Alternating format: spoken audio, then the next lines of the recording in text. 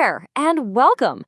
Today, we're jumping into a huge, and I mean huge, challenge in strategic planning. We're going to explore a really powerful way to make sure our biggest plans are built on solid ground from the get-go. All right, let's get right into it.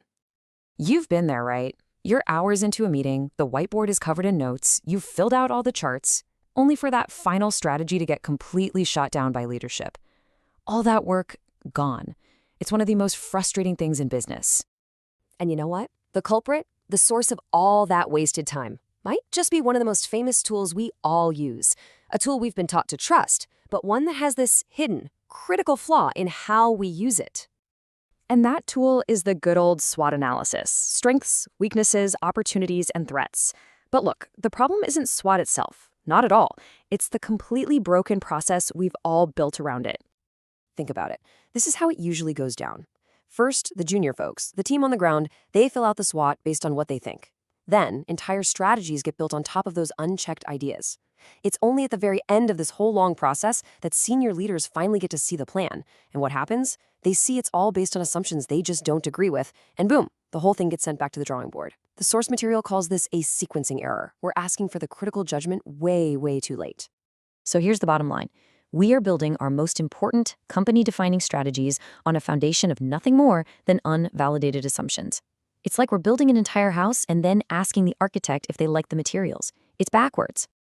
But what if we could flip that script? What if we could get that crucial senior-level judgment before we write a single line of the strategy? Well, that's the core idea behind a much, much smarter way to do this. The solution has a bit of a formal name: Governance-Aware SWOT Validation. But don't worry about the jargon. All governance-aware really means is that it brings the decision-makers, senior leadership, into the process right up front. It creates a formal step for them to sign off on the SWOT inputs, the raw materials of your strategy, before you start building anything.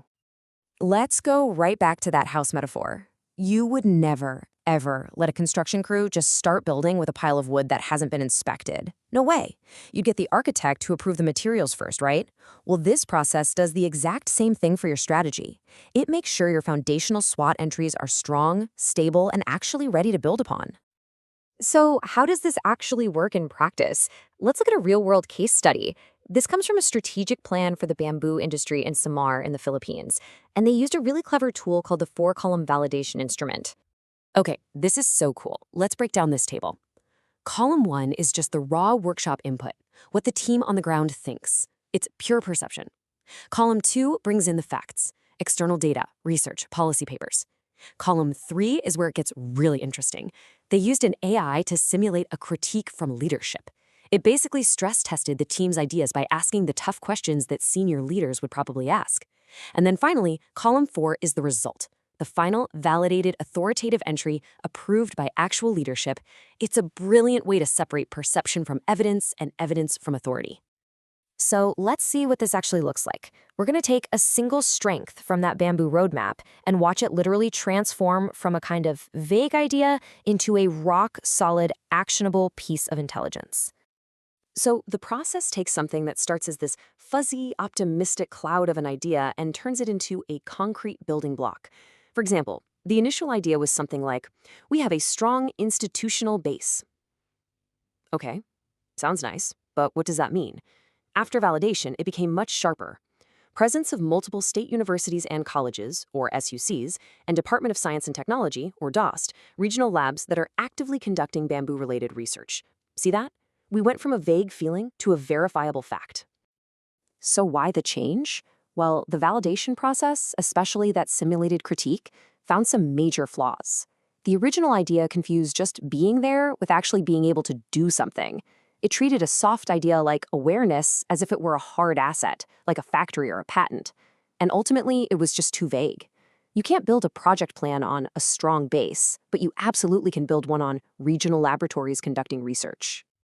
And the whole goal of this process is to create what the source calls TOWS-ready entries.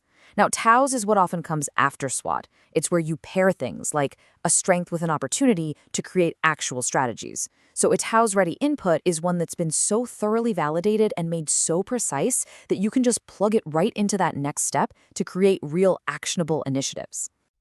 These validated entries all follow a few key principles. They have to be realistic, right? No premature ambition. They have to be action-enabling, like puzzle pieces that can actually fit together.